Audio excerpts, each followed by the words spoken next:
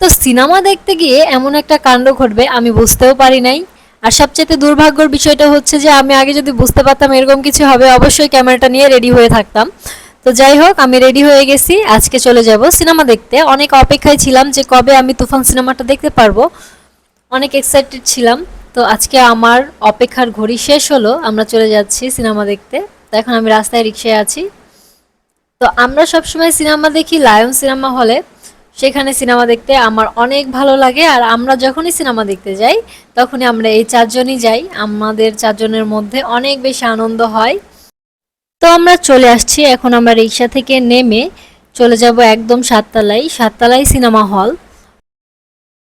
তো যারা আপনারা কেরানীগঞ্জে আছেন তারা অবশ্যই কিন্তু এই সিনেমা হলটা চিনেন, না চিনার কোনো প্রশ্নই আসে না।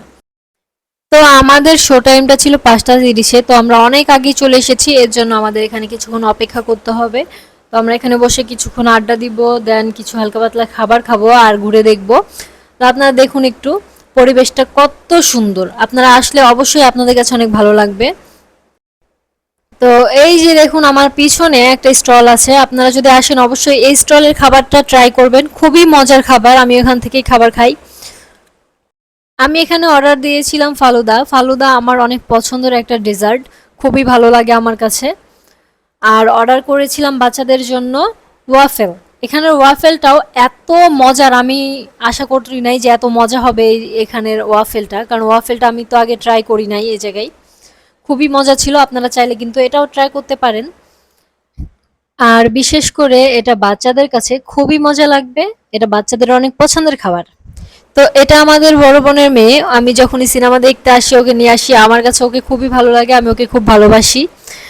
তো এই খাবারটা কিন্তু ওর অনেক বেশি পছন্দের, ওর আবদার ছিল আমাকে সিনেমা দেখতে নিয়ে গেলে ওয়াফেল খাওয়াইতে হবে। আর এটা আমার ছেলে, আর এটা তো আমি, আমাকে তো আপনারা চিনেনই। এটা আমার কাছেও খুবই মজা লাগছিল।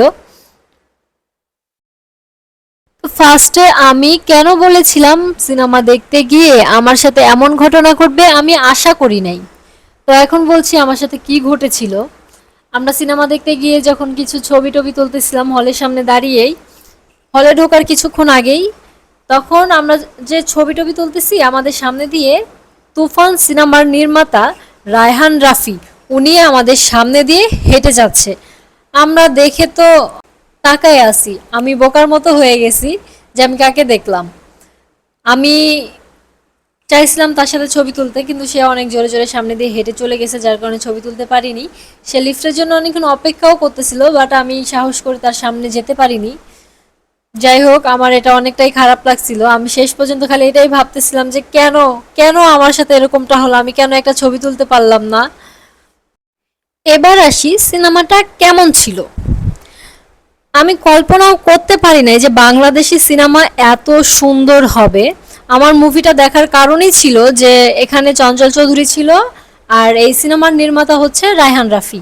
রায়হান রাফির আমি সবগুলো মুভি দেখছি, আমার কাছে খুবই ভালো লাগছে। আর এই সিনেমাটা বেস্ট, বাংলাদেশের সিনেমা যতগুলো দেখছি, মানে যতগুলো আছে, এটা বলতে পারেন যে যতগুলো মুভি আছে সবচেয়ে বেস্ট মুভি ছিল এই তুফান। আর শাকিব খানের কথা যদি বলি, ওনার লাইফে উনি যতগুলো মুভি করছে এইটা হচ্ছে সবচাইতে সেরা। ওনার অভিনয়টা, ওনার অ্যাক্টিংটা আগের থেকে অনেক বেশি উন্নত হয়েছে, আশা করছি সামনে আরও অনেক উন্নত হবে। তো আমি কিন্তু তুফান 2 এর জন্য অনেক অপেক্ষায় আছি, আপনারা কে কে অপেক্ষা করছেন অবশ্যই কমেন্ট করে জানাবেন। খোদা হাফেজ।